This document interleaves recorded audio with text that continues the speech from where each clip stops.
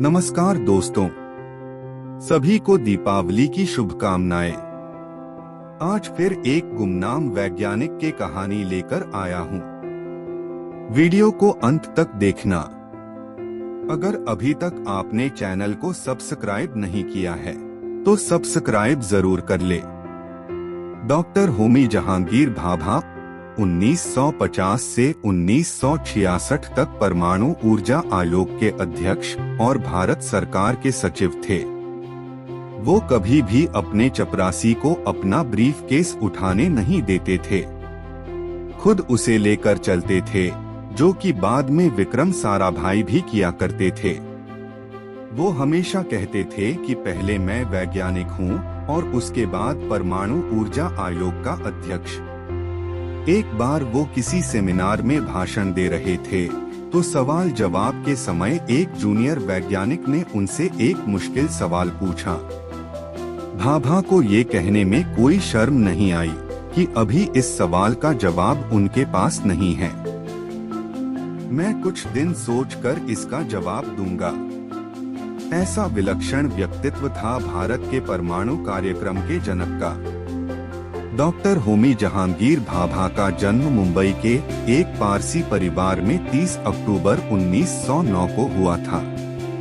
15 वर्ष की उम्र में उन्होंने बम्बई के एक हाई स्कूल से सीनियर कैम्ब्रिज की परीक्षा पास की और बाद में उच्च शिक्षा के लिए कैम्ब्रिज विश्वविद्यालय गए।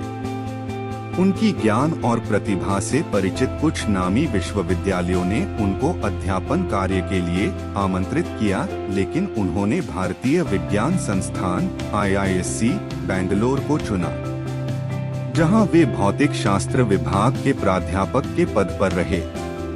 उस वक्त सर CV रमन भौतिक शास्त्र विभाग के प्रमुख थे और उन्हें डॉक्टर भाभा शुरू से ही पसंद थे। उन्होंने डॉक्टर भाभा को फेलो ऑफ रॉयल सोसाइटी में चयन हेतु भी मदद की। बेंगलोर में डॉक्टर भाभा कॉस्मिक किरणों के हार्ड कंपोनेंट पर रिसर्च कर रहे थे, लेकिन उन्हें देश में विज्ञान की उन्नति के बारे में बहुत चिंता थी। चूंकि बेंगलोर का संस्थान देश में वैज्ञानिक क्रांति के लिए पर्याप्त नहीं था, उन्होंने परमाणु विज्ञान में रिसर्च करने के लिए एक अलग संस्थान बनाने की सोची और सर दोराबजी टाटा ट्रस्ट से मदद मांगी। 1 जून 1945 को उनके द्वारा प्रस्तावित Tata institute of fundamental research TIFR के एक छोटे से रूप का श्रीगणेश हुआ। डॉक्टर भाभा ने अपनी वैज्ञानिक और प्रशासनिक जिम्मेदारियों के साथ साथ TIFR की इमारत की भी जिम्मेदारी उठाई।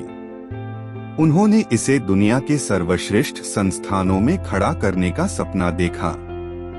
साल 1962 में TIFR पूरी तरह से फंक्शनल हो चुका था।